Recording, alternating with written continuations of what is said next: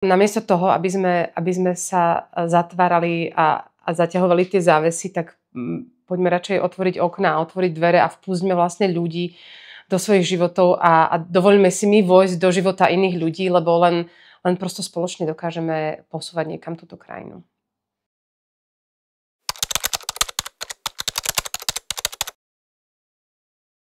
Keď sa obzriem naspäť vlastne do tých posuperstárovských čias, tak najťažšie pre mňa asi bolo nájsť samu seba v tom celom, v tých všetkých požiadavkách, ktoré sa na mňa vlastne valili zo všetkých strán, pretože každý mal nejaký pocit, že kým by som mala byť, čo by som mala robiť, čo by som mala spievať, ako by som mala vyzerať.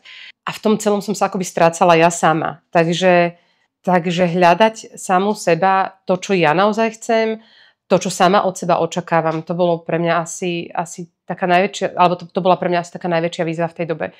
A zároveň som nebola úplne schopná sa tej výzvy chopiť, lebo som sa práve strácala v tých požiadavkách toho sveta. Pre mňa bolo prekvapivé na tom obrovskom záujme v zásade úplne všetko. A jednak, že my sme to vôbec nečakali, my sme vôbec nevedeli, do čoho ideme, lebo tým, že sme boli prví, tak nebola žiadna iná skúsenosť pred nami, nemali sme to opozerané.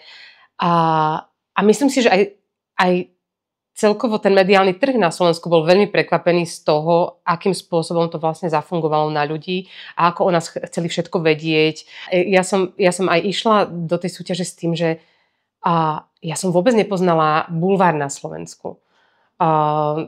Nemala som to ohmatené nejakým spôsobom, nekupovalo sa to u nás doma. V tej dobe vlastne ešte veľmi nefungovalo to ako keby ten online svet.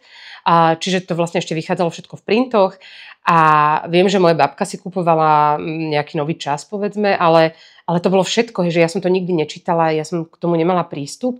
Čiže mňa neskutočne prekvapilo, akým spôsobom bulvár funguje, ako veľmi dokáže zasiahnuť do súkromia, ako si dokáže vyfabulovať to, čo potrebuje, aby zabralo na tých prijímateľov. Alebo nie všetko nutne vyfabulovať, ale ako si dokáže ako keby upraviť niektoré veci alebo vypichnúť veci, ktoré sú najmenej podstatné v tom, čo som sa im napríklad ja snažila povedať. Dokonca, akým spôsobom vedia akoby vykreovať situáciu a aby to vyšlo tak, že majú o čom písať. Takže pre mňa to bola výborná škola na jednej strane a na druhej strane som vlastne cítila veľmi často úzkosť, až som mala pocit, že až takým stihlomamom trpím občas, že sa prosto musím pozerať za každé rameno, že či náhodou tam nie je nejaký paparazzi a či som vlastne v nejakom bezpečnom priestore. Takže mám pocit, že som sa istú dobu vlastne necítila úplne bezpečne. To som si teraz až pomenovala.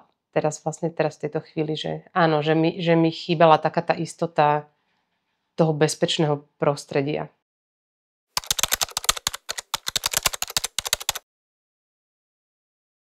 Ja si myslím, že keď je človeku naozaj zlé a je mu naozaj veľmi ťažko, tak nie je ani ľahké ako keby vidieť to, že môže byť lepšie. Ja som dokonca mávala také stavy, že vždy večer pred zaspávaním som si predstavovala, čo urobím preto, aby mi na druhý deň už bolo lepšie. A potom som na druhý deň vstala a bola som úplne v tom istom stave, v akom som bola dní, mesiace, týždne prosto predtým. Čiže ja som si aj prestala potom predstavovať tie pekné veci, ktoré by ma mohli čakať. Ale zároveň si myslím, že je vždy dobre mať na zreteli nejaký cieľ, niečo, kam sa chceme posunúť. Že áno, že každý chceme mať pekný život. Ale v tej dobe, keď mi nebolo dobre, tak ja som vlastne ten celok nevidela. Často aj hovorím, že my si zvykneme na tú bolesť. Lebo ona tak postupne prichádza po dávkach malých. Ona nepríde naraz úplne príšerná, hej? Že vlastne, že skolí toho človeka naraz. Ale tým, že je to také zákerné, postupné pomaličky, tak vlastne my si zvykneme aj na to, že nám je zle. A máme zrazu pocit, ale že no však to je život. A to je to nastavenie, v ktorom ja som ako keby bola. Že to možno ani nemá byť lepšie, možno, že si to ani nezaslúžim.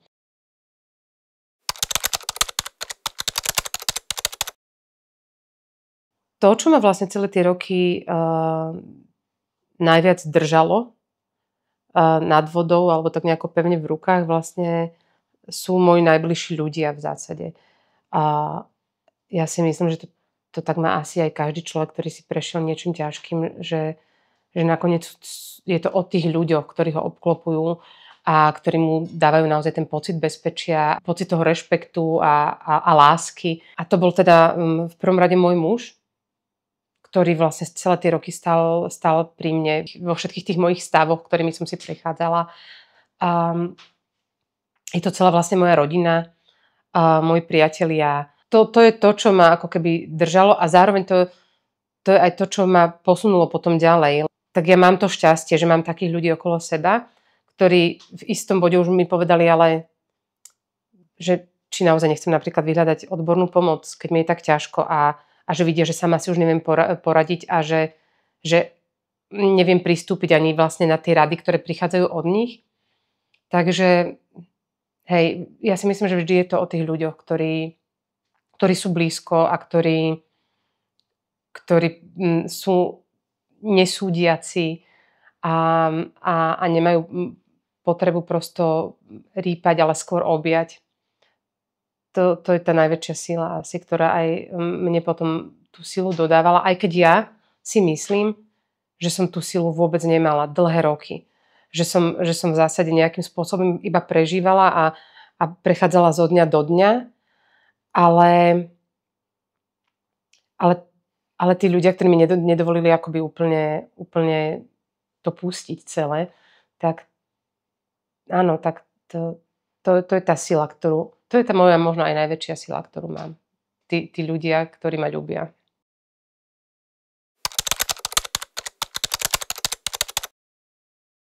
Vždycky som o sebe pochybovala nejakým spôsobom.